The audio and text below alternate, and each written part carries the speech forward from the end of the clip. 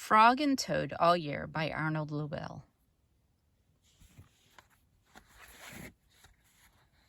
The Surprise.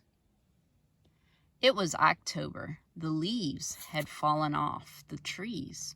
They were lying on the ground. "I will go to Toad's house," said Frog. "I will rake all the leaves that have fallen on his lawn. Toad will be surprised." So Frog took a rake out of the shed.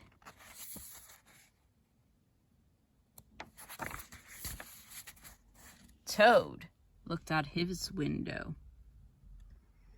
"These messy leaves have covered everything," said Toad. He took a rake out of the closet. "I will run over to Frog's house. I will rake all his leaves. Frog will be very pleased." Frog ran through the woods so that Toad would not see him. Toad ran through the high grass so that Frog would not see him.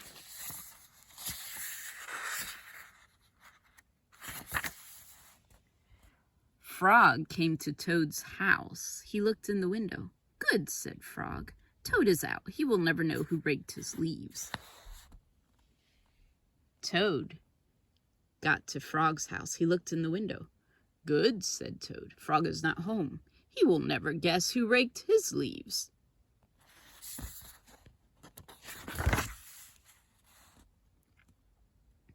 Frog worked hard. He raked the leaves into a pile, and soon Toad's lawn was clean.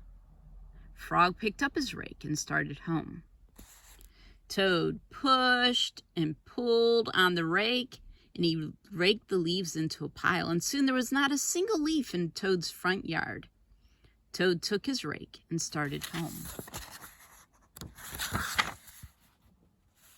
A wind came.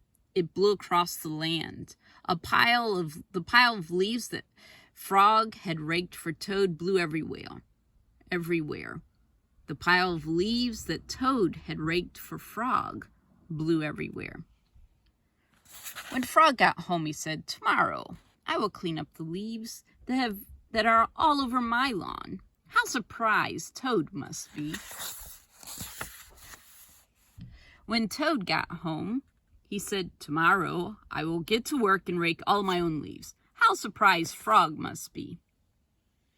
That night, Frog and Toad were both happy when they each turned out their light and went to bed. Were they happy because they helped each other? Christmas Eve. On Christmas Eve, Toad cooked a big dinner. He decorated the tree. "Frog is late," said Toad. Toad looked at his clock. He remembered it was broken. The hands of the clock did not move. Toad opened the front door and he looked out into the night. Toad was not there. Frog was not there. "I am worried," said Toad. "What if something terrible has happened?" said Toad. "What if Frog has fallen into a deep hole and cannot get out? I will never see him again." Toad opened the door once more. Frog was not on the path. "What if Frog is lost in the woods?" said Toad. "What if he is wet and cold and hungry?"